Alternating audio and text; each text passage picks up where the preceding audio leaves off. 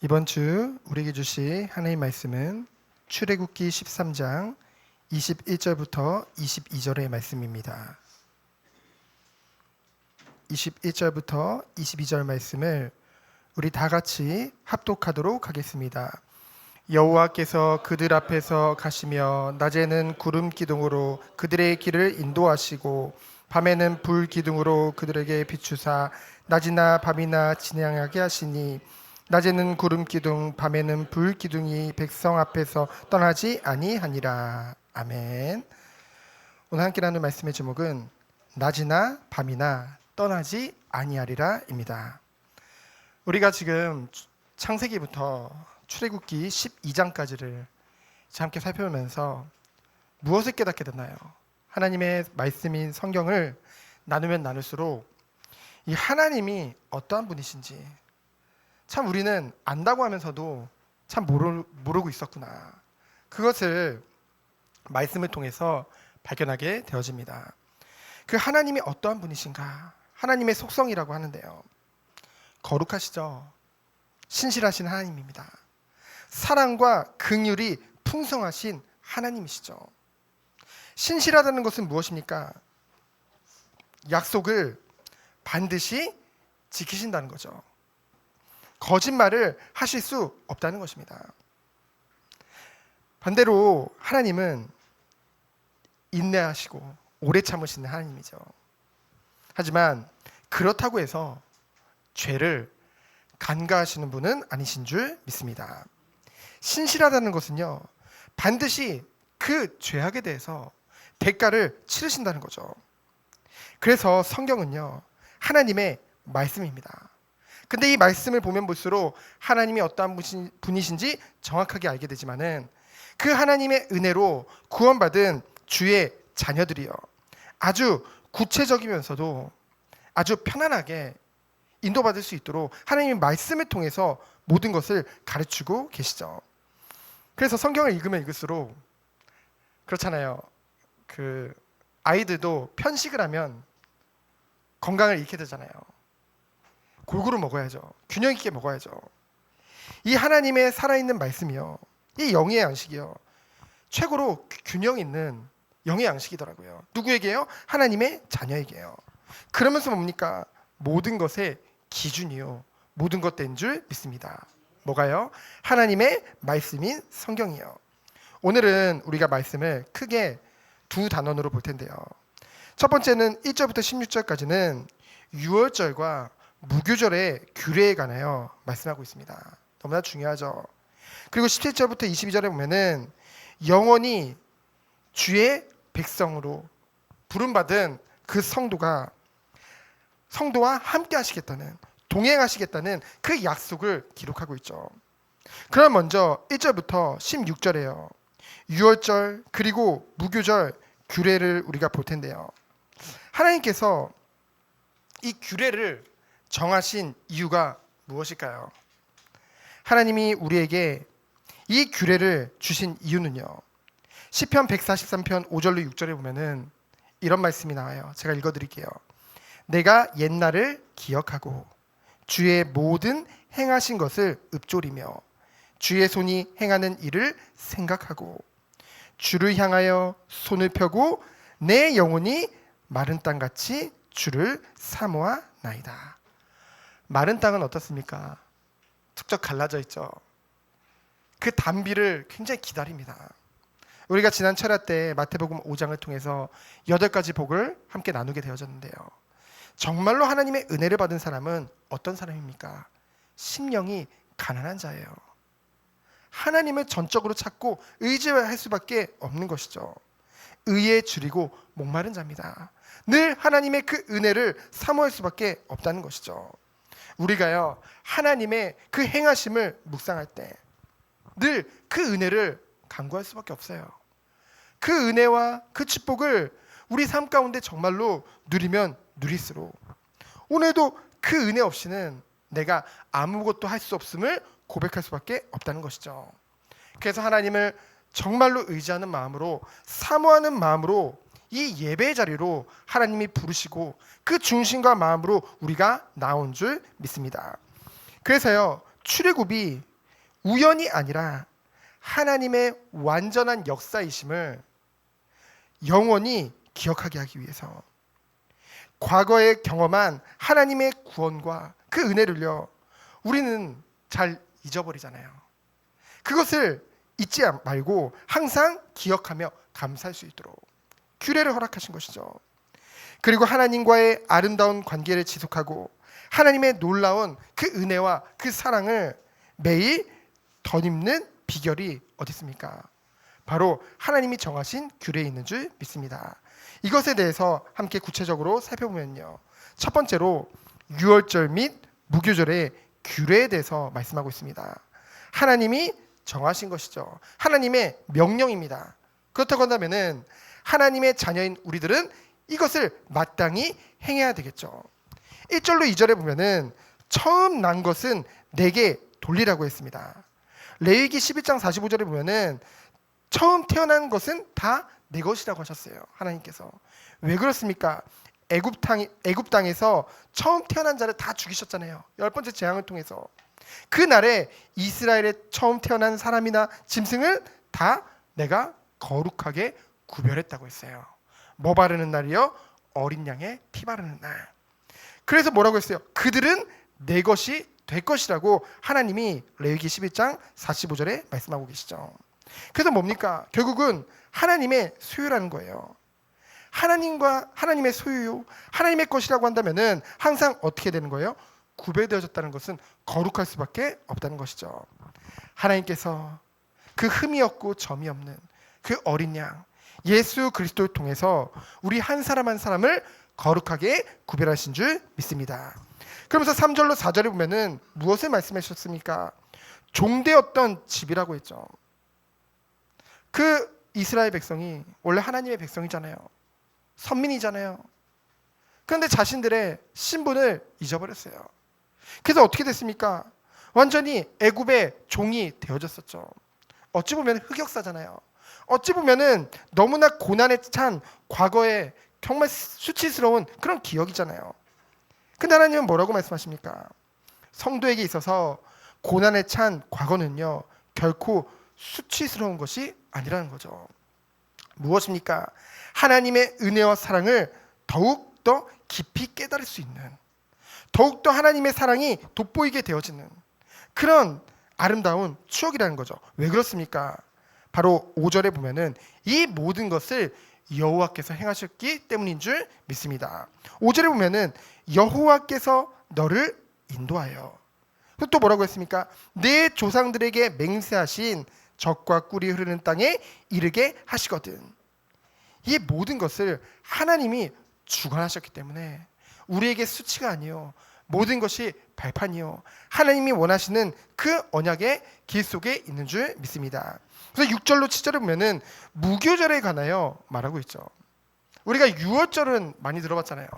근데 이 무교절에 대해서는 약간 생소하죠. 근데 이 출애굽기 12장 13장에 걸쳐서 이 무교절에 대해서 3번 반복하고 있거든요. 반복한다는 것은 강조하는 거잖아요. 강조한다는 것은 중요하다는 것이잖아요. 그럼 무엇이 중요하기 때문에 하나님은 무교절에 대해서 계속 반복하고 계실까요? 무교절은 무교병을 먹는 거죠. 무교병은 뭡니까? 누룩을 넣지 않고 곡물과 가루로만 구워서 만든 떡이죠. 이제 하나님의 명령에 따라서 이제 10가지 재앙 이후에 이제 출애굽하게 되어졌을 때 그것을 준비할 때 시간적 여유가 없이 막 급하게 준비했다는 거죠.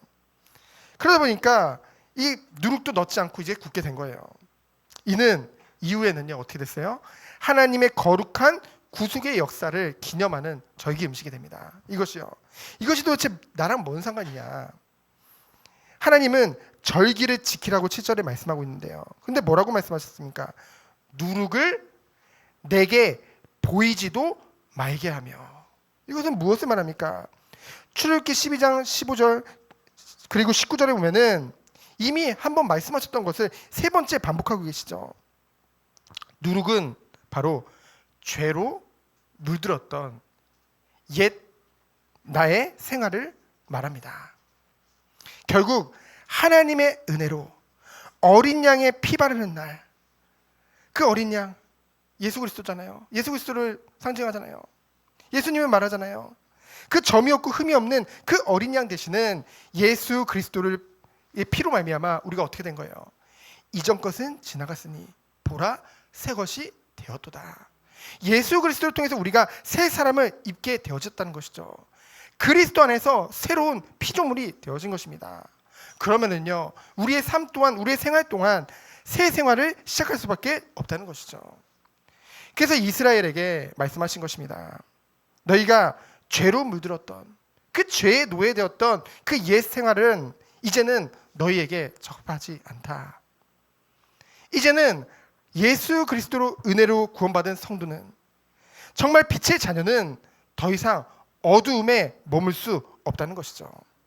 그래서 하나님이 이와 같이 피 바르는 날, 그 예수 그리스도의 피 바르는 날, 대속되어지는 그날 우리는 출애굽 곧 구원을 받게 되어지고요. 칭의죠. 그리고 뭡니까? 그러면은 사람들은 자꾸만 이것만 강조해요. 유월절만 강조합니다. 근데요, 그리고 또 구원의 은혜만을 얘기를 하죠. 듣기는 좋습니다. 그렇죠? 부담이 없잖아요. 하나님이 우리에게 은혜로 구원을 주셨다. 하나님이 우리를 사랑하신다. 맞아요. 진리예요. 근데 성경에서는 그것만을 말씀하고 있지 않다는 것이죠. 뭡니까? 그것만을 강조하게 되면은요, 그것이 영지주의예요. 듣기는 좋아요. 난 구원받았어. 난 구원받았어. 난 구원받았으니까 너무 좋아. 근데요, 갈수록 내가 이래도 구원받았으니까 괜찮아. 이래도 구원받았으니까 괜찮아. 목회자가 여러분에게 힘을 주기 위해, 그리고 정말 하나님의 마음을 가지고 오래 참으시는 그 하나님의 마음을 가지고 그렇게 말해줄 수는 있어요. 괜찮아. 그래도 괜찮아. 하지만 우리 스스로는 정말로 하나님을 바라보면서 영적 싸움 싸워야겠죠. 오늘 뭐라고 말씀하셨습니까? 하나님의 은혜를 받았다고 한다면은 하나님의 자녀로서의 삶을 놓칠 수 없다는 것이죠. 그 후에는 그에 합당한 삶을 대해서 하나님께서 가르쳐 주신 것입니다. 그것이 바로 무교절이에요. 그래서 뭡니까?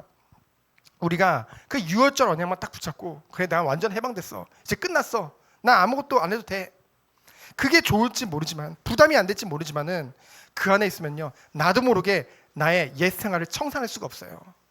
오늘 7절에 보면은 누룩을 잊지도 말게 하라고 했는데요, 끊임없이 내 삶에 누룩이 올라온다는 거죠. 죄성이 올라온다는 거죠. 그러면 어떻게 될까요? 삶이 조금씩 무너지게 되어집니다. 그럼 어떻게 될까요? 결코 전도할 수 없는 그 상태가 되어진다는 것이죠. 말로 아무리 전도를 강조해도요, 내 삶이 무너져 있는데요, 하나님이 원하시는 하나님의 형상과는 전혀 동떨어진 그런 삶을 살고 있는데요. 그래서 8절로 10절에 보면은 하나님께서 명령하신 것입니다. 너뿐만이 아니라 내 아들에게도 보여 이르기를. 뭡니까? 8절에 보니까 대대로 이 무교절을 지키며 자손들에게도 가르치라고 명령하신 거예요. 마찬가지로요, 오늘날 우리 성도님들은요, 하나님이 베푸신 그 구원과 그 은혜를 날마다 체험하면서요, 하나님의 말씀 따라서 우리 자녀들에게도요, 그렇잖아요, 누구보다 우리 자녀들은 우리를 잘 압니다. 자녀뿐만이 아니라 우리 가족들은 누구보다 우리를 잘 알죠. 그래서 결국은 우리가 말하는 것보다 삶에 더 중점을 두고 따라갑니다. 그래서 아이들이 조금 철 들면은 엄마도 안 하면서 왜 나한테 그래? 라고 바로 대들잖아요. 그렇죠? 아빠도 안 하면서 왜 그래? 라고 얘기를 하잖아요. 여러분, 정말 우리가 말씀을 마땅히 행할 길을 말씀으로도 가르쳐야 되지만은 우리의 삶이 함께 균형을 이루어 나갈 때 우리 자녀에게 확실한 하나님의 언약으로 전달되는 줄 믿습니다. 그래서 우리는 뭡니까? 정말 하나님의 말씀을 자녀들에게 끊임없이 전함으로써 그 은혜가 과거에만 머물러 있는 것이 아니라, 내가 한때 그렇게 은혜 받았어, 그렇게 과거로 역사하는 것이 아니라, 머물러 있는 것이 아니라 현재 미래에도 지속할 수 있도록 이 축복을 누려야 된다는 것이죠. 그래서 우리가 저번 주에도 함께 나눴고 요즘 말씀마다 계속 나오는데요, 잠언 22장 6절입니다. 마땅히 행할 길을 아이에게 가르치라. 그리하면 늙어서도 그것을 떠나지 아니하리라. 우리가 때로는 잘못된 그릇된 사랑과 그리고 영적 게으름으로 인해서 그것을 놓치는 경우가 너무나 많다는 거죠. 근데 그 이면에 뭐가 있냐? 하나님이 하실 거야. 라고 말을 하는데, 그러면서 하나님은 마땅히 해야 할 길을 가르치라고 성경에 나와 있는데요, 우리가 가르치지 않으면서 하나님이 하실 거야, 그건 믿음이 아니라는 거죠. 우리는 무엇을 믿는 겁니까? 자기 확신을 믿는 겁니까? 자기 의지를 믿는 겁니까? 아니에요. 완전하신 하나님의 말씀을 믿는 것인 줄 믿습니다.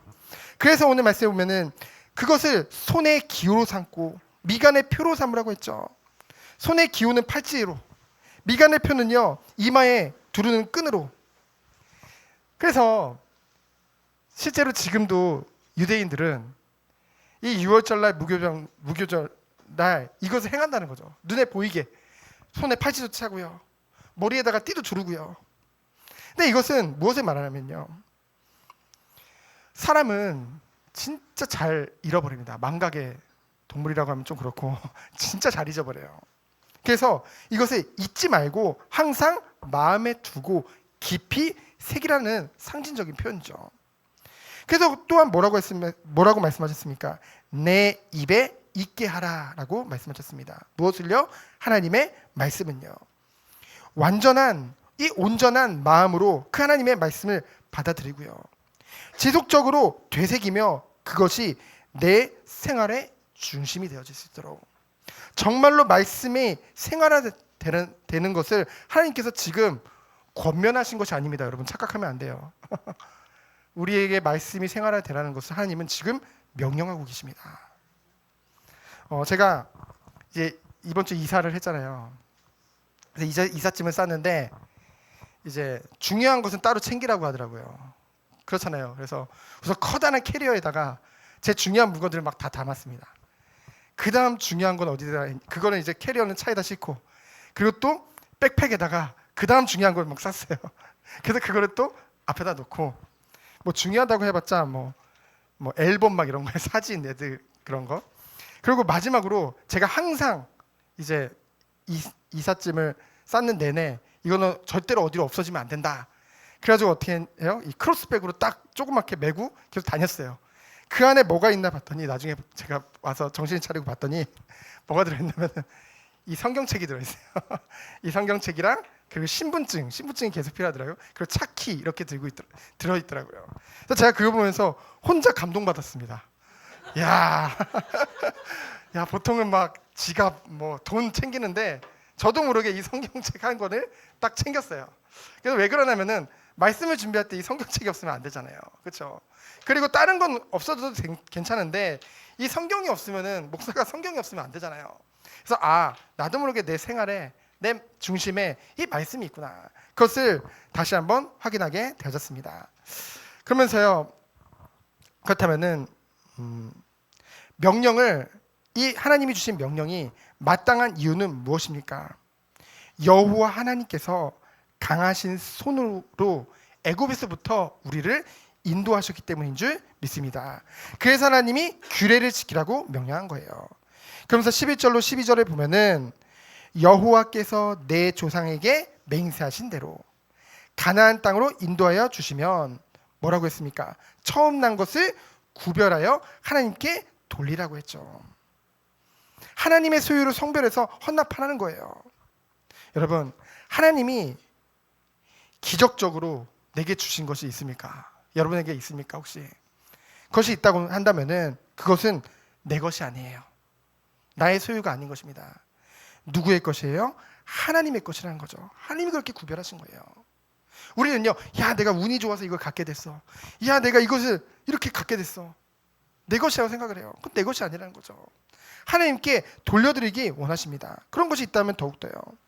그래서 13절에 보면은 나귀의 첫 새끼는 뭐예요? 나귀는 정결하지 않은 짐승이죠. 부정한 짐승으로 분류됩니다. 왜냐하면은 이게 우선은 두 쪽으로 이렇게 나눠져 있고요. 이 발을 보면은 쪽발이죠.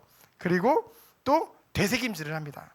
나중에 레위기서를 쭉 읽어보면은 이제 부정한 짐승에 대해서 이제 나오거든요. 그 중에서 이제 나귀가 있죠.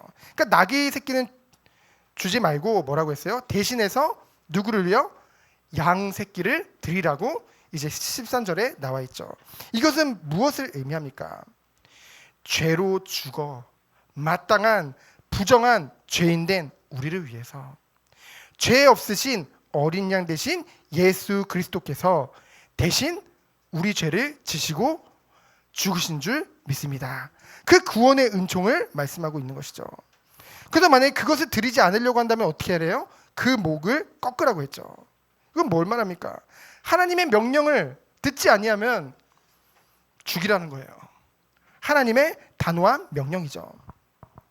이것을 주석에 보면 뭐라고 나와 있냐면은 재산상의 손실 때문에 하나님의 지시를 거절하는 것이 얼마나 무서운 것인지를 말씀하고 있다는 것이죠. 그러면서 뭡니까? 처음 난 모든 자들을 대속한 하나님께서는 이 유월절을 통해서 장자들을 그 이스라엘 백성들의 장자들을 다 지키셨잖아요. 그렇죠? 그러니까 다시 한번 말하지만 그것은 내 것이라는 거예요. 하나님 것이라는 거예요. 그러니까 우리는 아낌없이 하나님 앞에 드리라는 그런 신앙적인 그런 축복을 누리라고 말씀하고 계신 줄 믿습니다.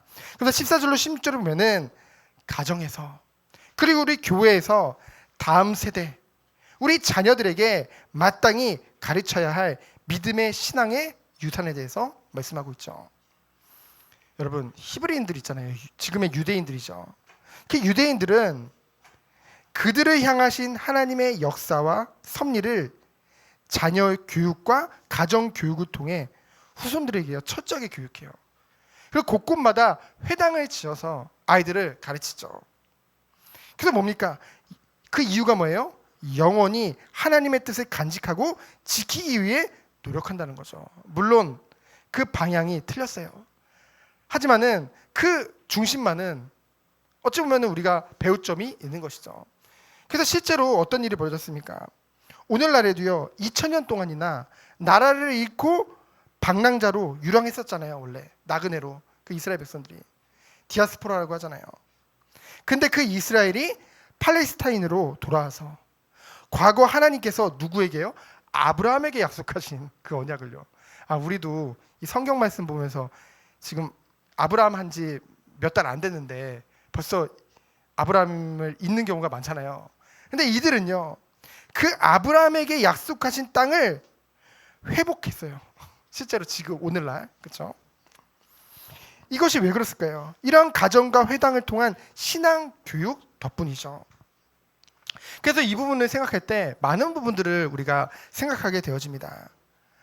우리는요 하나님이 분명히 마땅히 행할 길을 가르치라고 했는데요. 하나님의 것을 가르쳐야 되는데요. 우리가요 얼마나 그냥 나도 모르게 이 시간을 헛되이 보내는 경우가 얼마나 많은지요. 저도 그렇거든요. 진짜로 중요한 것을 우리 후대들에게 전달해야 될 줄 믿습니다. 우리 자녀들에게 전달해야 될 줄 믿습니다.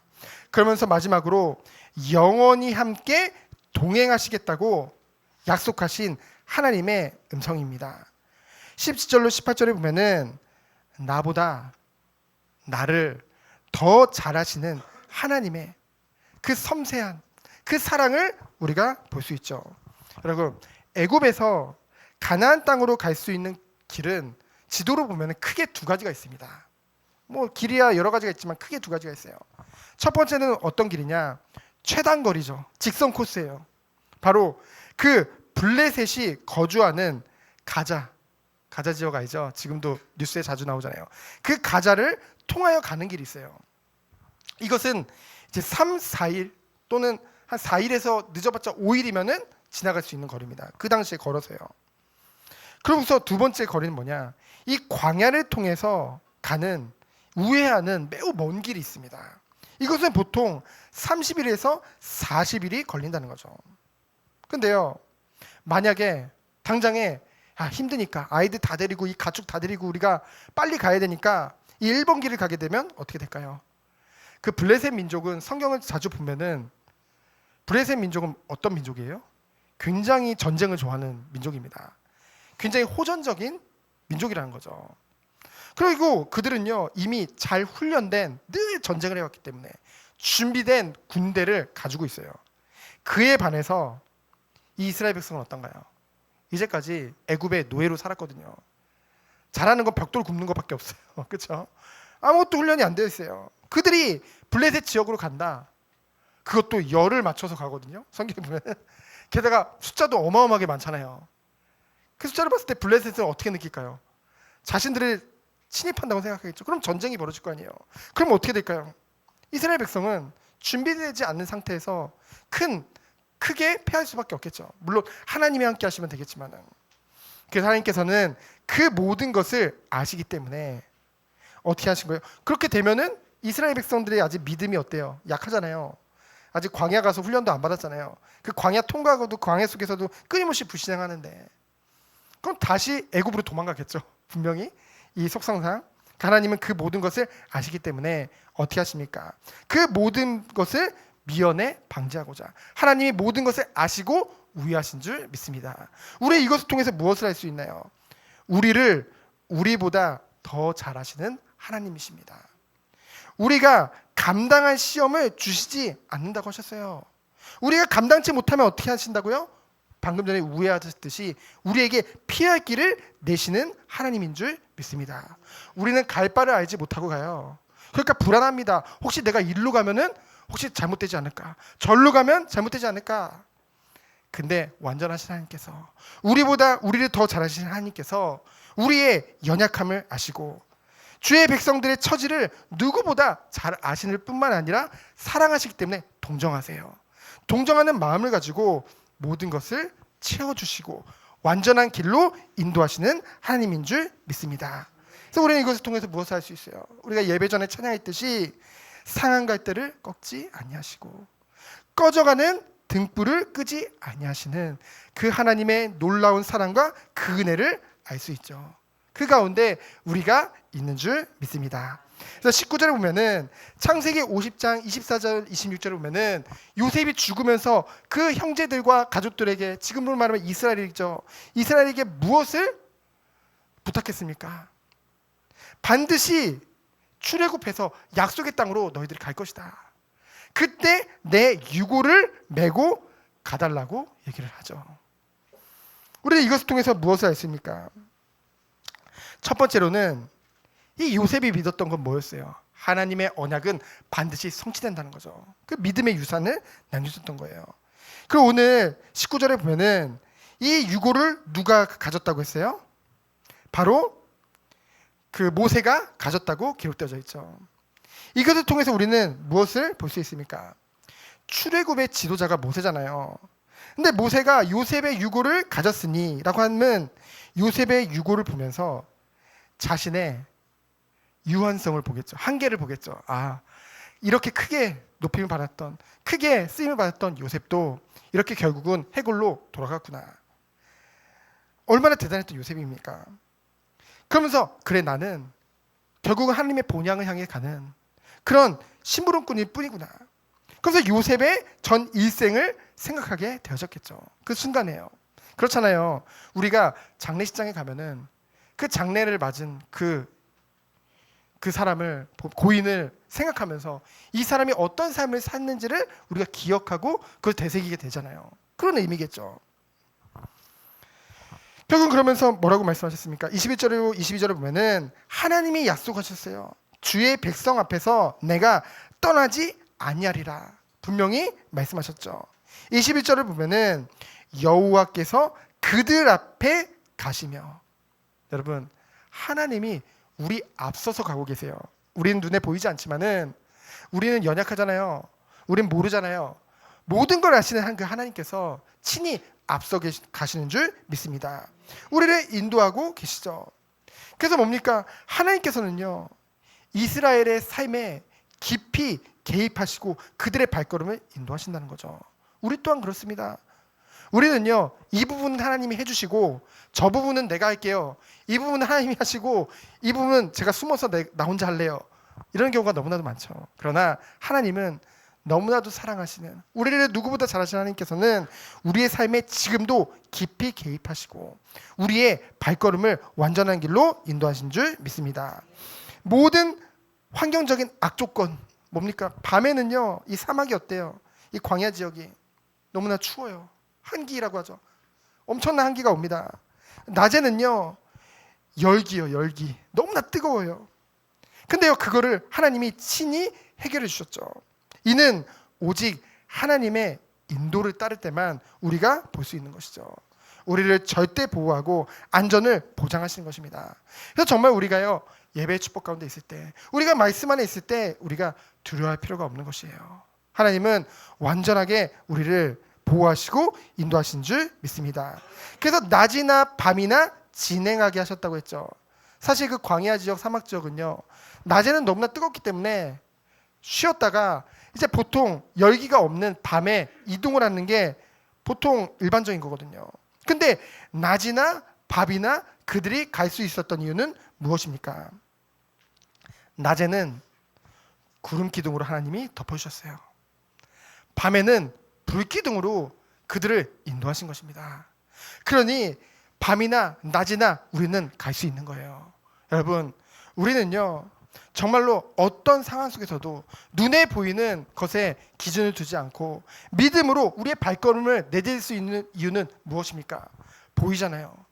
비록 구름 기둥, 불 기둥이 지금 보이지 않지만은 하나님의 말씀이 분명히 살아있고 이 말씀이 살아서 역사하신다는 것이 우리에게 믿어지잖아요. 그렇기 때문에 우리는 믿음의 발걸음을 갈 수 있는 줄 믿습니다.